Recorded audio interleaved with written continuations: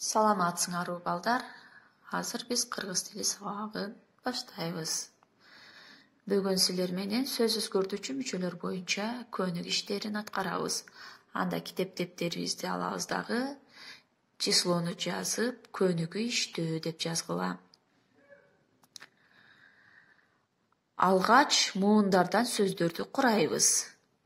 Бул жерде силерге муундарды берип койгон, бир муунду сөздөрдү, мисалы тар, дал, löм, теп. Бул сөздөр эч кандай муундар маани бербейт, Мына ушулардан эми сөз курайбыз. Дептерибизди жазабыз, ким канча сөз курай алат экен. Мисал катары мына көрсөтүп койгон. Сүйлөм бул бир сөз. Сүйлөмдөр десе экинчи сөз кетет.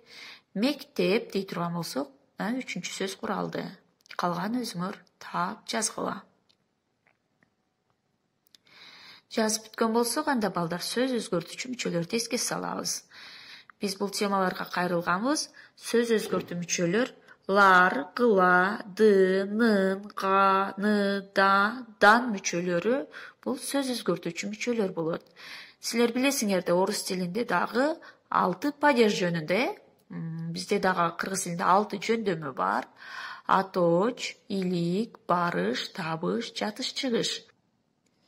Жөндөмө мүчөлөрдү уюштурган мүчөлөр дагы сөз өзгөртүүчү мүчөлөр боло алат. Эми китебибизди ачабыз дагы 5-сабактагы 1-көнүгүүгө маани бергиле. Ооз эки түрдө гана иштейбиз, балдар. Бул жерде кыла мүчөсүн улайт экенбиз. Балдар, сабакка кечикпей келгиле. Демек, кыла мүчөсү киле деп өзгөрүп кетти. Дайыма тартиптүү балдар болгула. Калганын өзүңөр улап айтып көргүлө. Эми дептерге көнүгүү иштейбиз. 3-көнүгүү ды мүчөсүн улап жазып кыла дейт. Азат математика сабагында 4 маселе чыгарды. Балдар, силер билесиңер, мүчөлөр сөзсүз түрдө өзгөрүп кетчү. Ды, ду, ди, дүү болуп өзгөрүп кетет. Мына ошого карап өзгөртүп жазабыз. Андан кийин 6-сабак 12-бет. Бул жердеги 2-көнүгүүнү сүйлөмдөр толуктап жазабыз. Керектүү сөздөр берилген. Туура келген сөздөрдү коюп, дептерге жазабыз.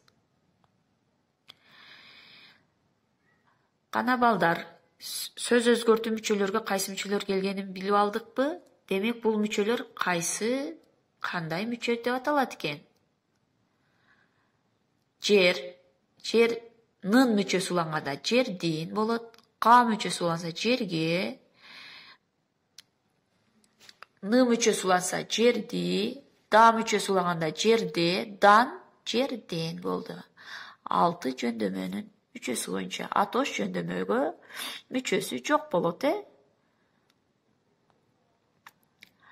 Үйгө тапшырма 6-сабактын 4-көнүгүүсү. Бул жерде сүйлөмдөрдү чачып ийген, силер тууралап, туура сүйлөм түзөсүңөр.